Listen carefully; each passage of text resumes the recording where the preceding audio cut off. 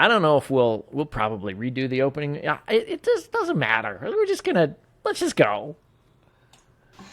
You guys crack me up.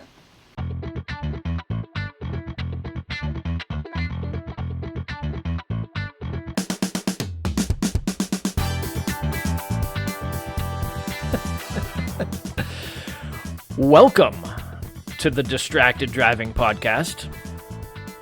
I am Sean Genovese. I'm Rex Williams. And today we are joined, I'm not going to say old friend. I hate it when people say old friend because nobody knows if you're referring to a longtime friend or a person who's literally old.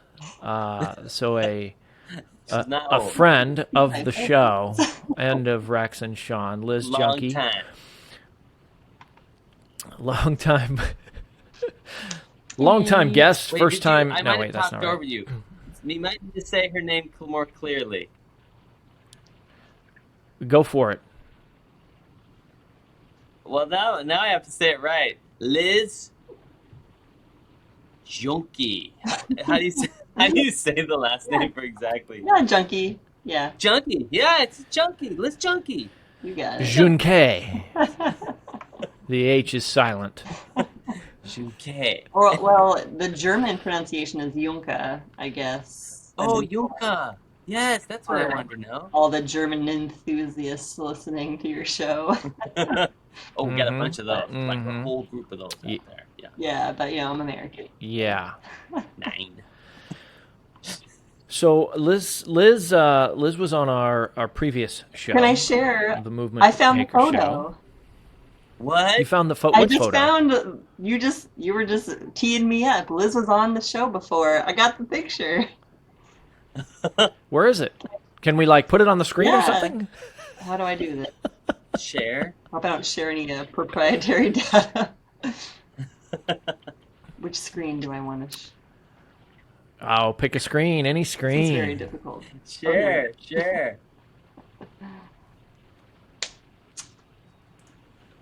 The suspense is killing me. Is it going? Oh yeah, look at that. Look at that look of shock and awe on my face.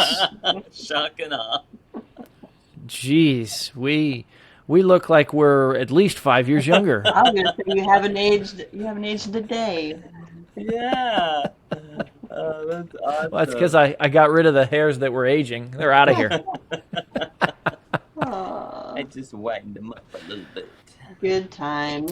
Well, that is fantastic. Yes, that was from the days of yore Yeah. when the men were men and the sheep were scared. I was plugging World Usability Day on your show. That's You were. right. Yeah, I think I said something to you like, you can't be in charge of the whole world.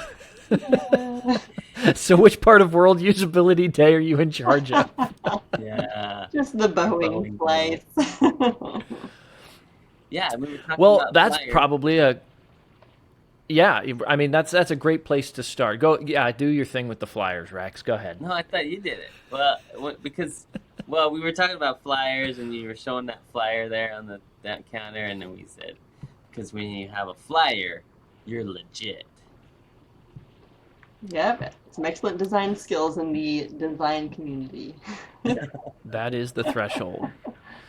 Well, so first of all, I guess we should probably explain for the majority of people who are listening and not watching, what we were showing on the screen was a picture of the three of us in mid-sentence, apparently, interviewing Liz the last time she was on our show, which was when we were all at the Boeing company. And she was pimping World Usability Day, so there was a flyer on the table there. And I don't know if we had just about to pick it up or just put it down. But I think that's a great place to start our conversation today, back at the Boeing company. So we were all working there. What was your role there, and what do you do now? Yeah, I was a UX designer at Boeing. Yeah, my whole career is there, 11 some odd years. And that room, I had invited you guys out to the flight line. So that means I was working quality inspection, warranty documentation, RFID, tag everything. Yeah, some really fun stuff that out there on the flight line.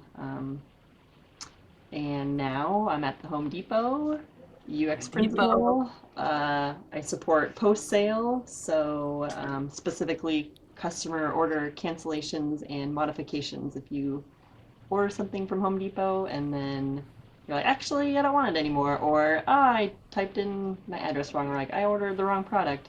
I'm responsible for the user experience for that. Oh, wow. Yeah. Interesting.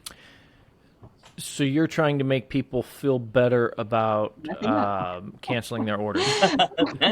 Or That's messing a up. key place right there.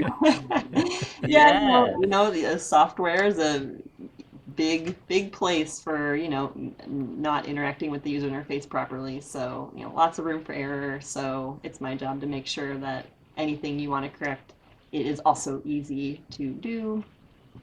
And and then hope you shop with us again.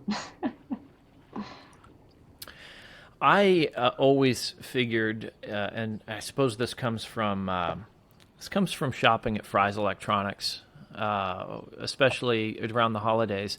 It always seemed like they had 100 registers, and if anybody's not been to a Fry's Electronics, huge, gigantic electronics warehouse store. And literally, they would have at the front of the store, maybe not 100, but gosh, easily 25 to 50 registers. But if you needed to return something, one guy,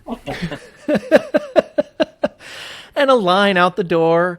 And I look at that and I'm going, okay, well, obviously, they are trying to discourage people from returning things. They don't want to make it easy. They want to make it as inconvenient as possible. But a user experience designer, I mean, your job is to make the user experience as pleasant as possible, right? Absolutely. Even if you're returning something. Yep. And on Do mine, you have a counterpart? I do. And last year, what's it that, was Rex? me. Yes, I do. Yes, we've hired another principal for the return space specifically. But yeah, I worked in that. Actually, that's what I was hired into Home Depot to do returns. So I have a lot of experience in the research of that and what makes customers mad and happy. And we obviously want to keep them happy. And how do I maintain a loyal customer, through the experiences I design. But yeah, return line, that's, I think, top for most customers. How do we just get that down to 0 minutes? that's right. And your educational background was around user design, right? Human computer interaction. I mean, is that what you always wanted to do? Yeah, no. I actually went into University of Washington wanting to do pre-med, and then almost failed out of chemistry. Obviously. Chemistry.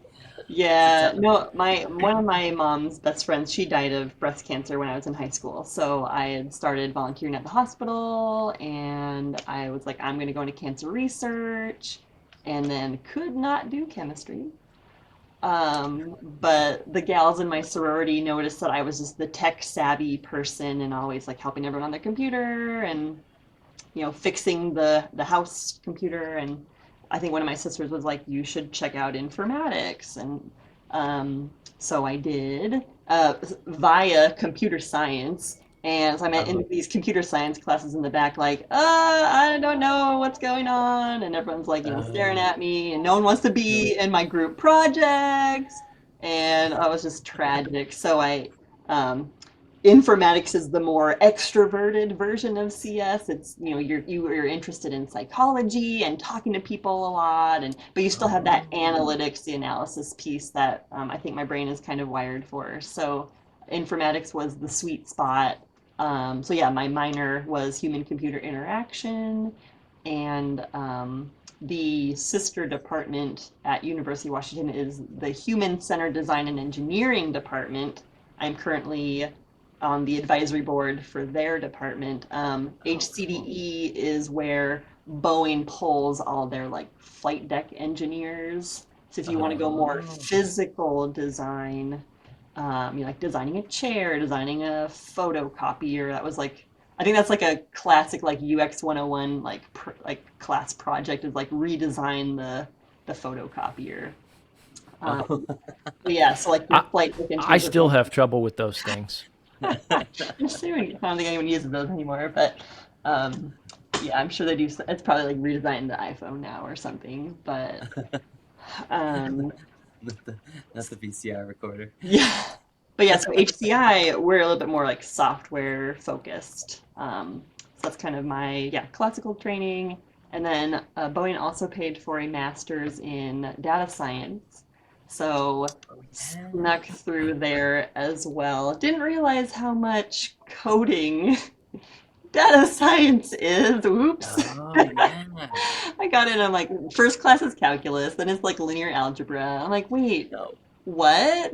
What? And then Yeah. everything's like Weird SAS, math Python, days. R, and I slogged through that. At the end, I'm like, UX design is for me, but now I Oh. am just a double threat in terms of like, I want my designers not to be interviewing for people for research. I want them to be reviewing 250,000 customer comments.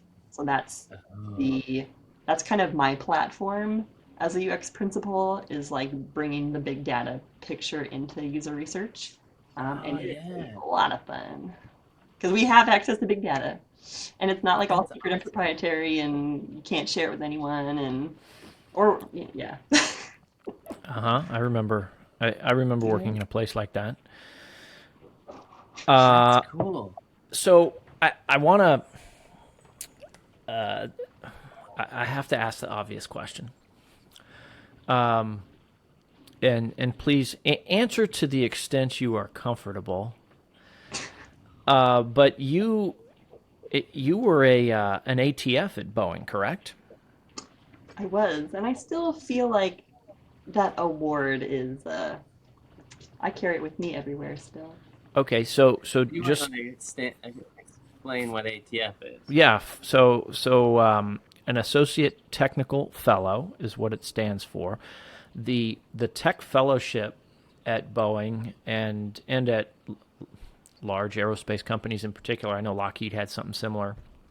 Um, it is a non-management alternative path for engineers and scientists. So if they don't want to go into senior management, director, that path, the tech fellowship is kind of the equivalent, but instead of managing people, you are now the master of a particular domain of knowledge.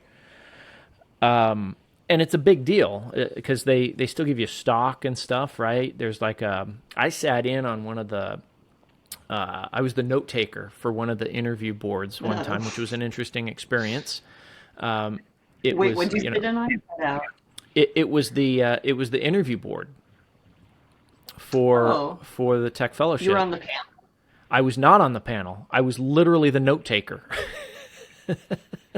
I sat in the back of the room Oh, and so I was like, wait, how'd you get in the panel? I Got typed it. everything that people said and then gave it to them so Got that it. they had it. I was a Typist.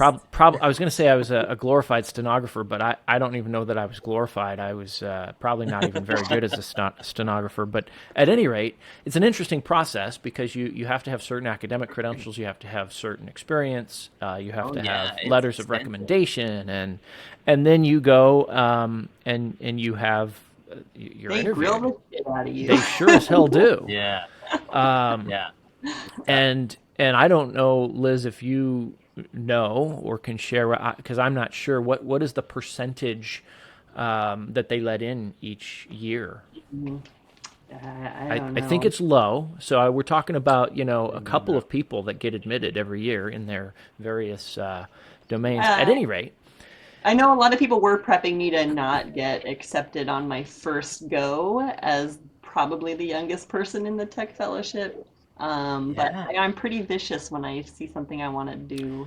So wait, I you got accepted on the first go? I did, yeah. Wow. Most people it takes 2 or 3 times Yes. or more. Yep.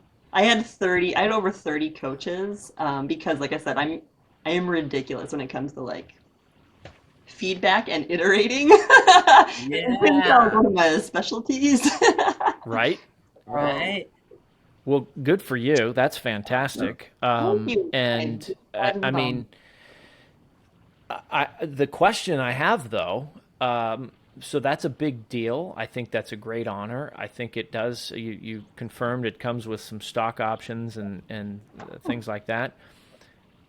What the hell did Home Depot offer you to pry you away from the big blue logo into putting on an orange vest I don't know if or I've ever apron, used I should say?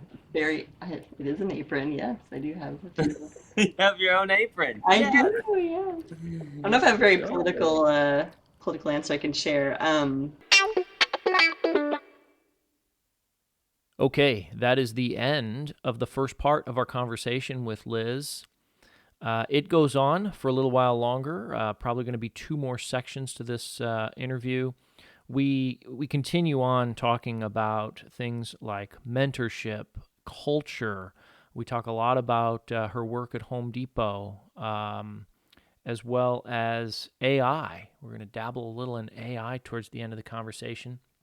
But we'll be back next week with part 2, where you will get the answer to the question, what did Home Depot offer to pull her away from a tech fellowship at the Boeing company, which really is quite an accomplishment. It's a big deal. I'm very impressed, not surprised, but very impressed and proud of my friend, Liz. A quick programming note as well. After this interview, we're going to have a guest host for a few episodes. So my partner, Stephanie, who is the other half of Lead Out Loud, a new company that I am starting, is going to be joining us for some interviews where we'll still be talking about challenging the status quo. We'll still be talking to people that do that, but we're going to take a little bit of put our leadership lenses on, if you will. Speaking of which, we are currently, if you're listening to this in July of 2023, we have a workshop coming up in August.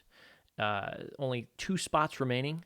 We've only got 6 people allowed in this cohort. It's a ridiculously low price on the website. If you go to lolworkshop.com, $149, and that's going to get you 3 hours of leadership development with me and Stephanie and a cohort of 6 people from a variety of industries. It's a really great opportunity for especially engineers or other technical people that want to just refine their leadership abilities. Maybe you're trying to get a promotion into management. Maybe you just have been put in charge of leading a team, or maybe you want or aspire to do those things. The things that we're going to cover can help you with that. This is Leadership Essentials. So check that out at lolworkshop.com, and we will see you next week for part 2 and the answer to our question for Liz, what brought her to the Home Depot? I'm Sean Genovese. Thanks for listening and or watching.